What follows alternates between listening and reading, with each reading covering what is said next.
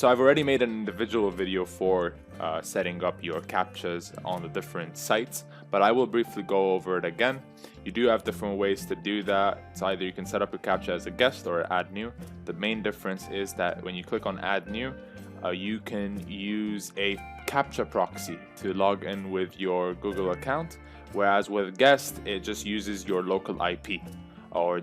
So in that case, if I click on guest, then I don't have any place to put my proxy. It's just using the IP of my home internet, for example. Once I'm on here, I can go ahead and go to YouTube. It's the first step you want to do, and you want to sign in with your Google account. Now, the Google account that you want to pick is not going to be just any random Google account. It's going to be a Google account that you use on a regular basis, right? You want the site for you to get good, easy captchas, or to not get any captchas at all on Supreme. Actually, you need to use a Google account that you use on a regular basis.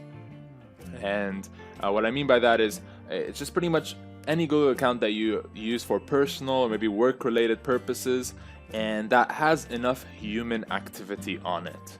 Because when a captcha is going to pop up on the release, so if I were to go here on Supreme, when a captcha is going to pop up on here for you to solve during the release, it's going to determine how difficult it's going to be based on your Google account that you're signed in with. If you're not signed in with any Google account, then it's just going to assume that, we're not sure whether this request is coming from a person, from an actual human being, or from a bot. So we're just going to give it by default a difficult captcha. Whereas if you're already signed in with a Google account that already has proven human activity on it, then that's where the site's going to be like, all right, seems like this request is coming from a human, so we're going to give you a easy captcha. Now, there is something that is also called a one-click captcha, and this applies to sites like Supreme.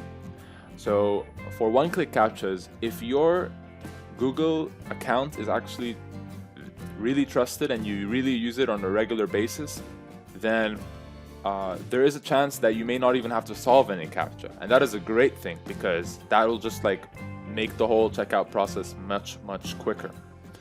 Because instead of having to solve a captcha, and there's going to be so many people that are going to be solving captchas during the release, you're just going to go through that instantly without having to solve anything. Also, you could always click on test connection as well to make sure that your captcha is actually working properly. And if you are running multiple tasks, if you're running like 5-10 tasks, one captcha solver is not going to be enough for you, right? Let's say you're going for like 10 tasks. When you're solving a captcha, even if that captcha is going to give you a one-click for the first task, think about it like this. The captcha is made to verify whether this request is coming from a human or from a bot. When you first get a captcha on a really healthy Google account, you're going to get, for example, a one-click, right? And Google's going to be like, all right, we verified this as a human being, so we're going to give him a one-click. Now, the next captcha request comes as well. Google's thinking now, all right, maybe this person needs to solve 2 captchas. We're going to give him a one-click again. But maybe the third request comes, and by request, I mean not the tasks that you have. Each task is a different request to the site. Now, with the third task that you have, Google is now thinking, all right, this person is sending 3 captcha requests in a row in just such a short period of time. I'm gonna this time give him a captcha. I'm not gonna make it too difficult though. So you solve this captcha. Now the fourth one comes in, like the fourth request, the fourth task is also asking for a captcha. And then now Google's thinking, well, all right, this is a bit suspicious now. Why is this person solving so many captchas at the same time? No human needs to do that. So that's where they start thinking, all right, this person may be a bot. And this keeps on going on and on with the 5th and the 6th and the 7th request, and that's where you'll notice that your captchas become way more tougher.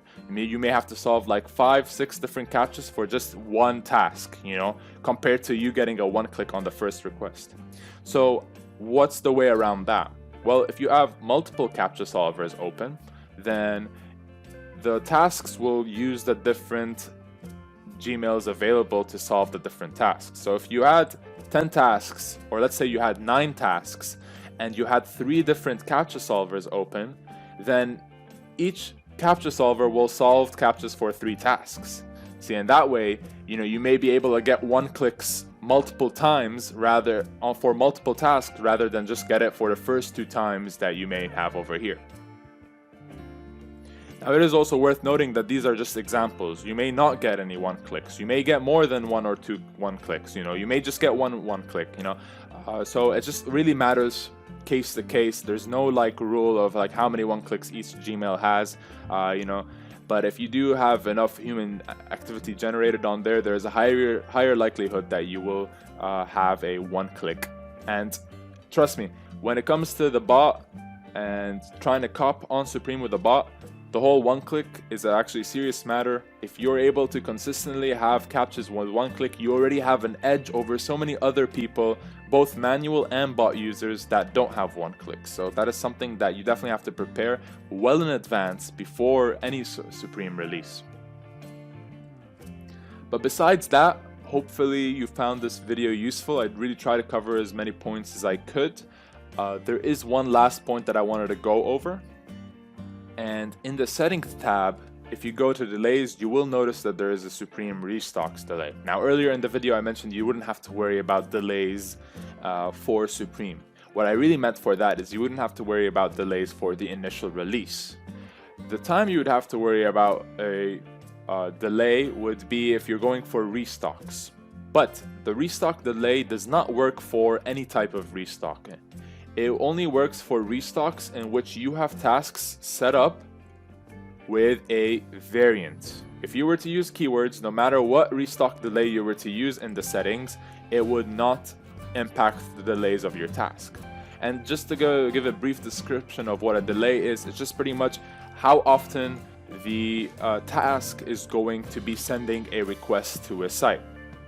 And so, since you have to usually start your Supreme task 30 seconds before the release, and we usually specify that in our Discord guides, then, sending too many requests in such a short time is not that much of a big deal. However, if you're going for restocks and you're sending so many requests at the same time, there's a high likelihood that the site will ban your proxy, or ban your local IP if you're just using your local IP, if you're just sending so many requests at the same time. So that's where you'd want to use the restock delay. But just keep in mind that if you want to use the restock delay, you must have the variant of the item.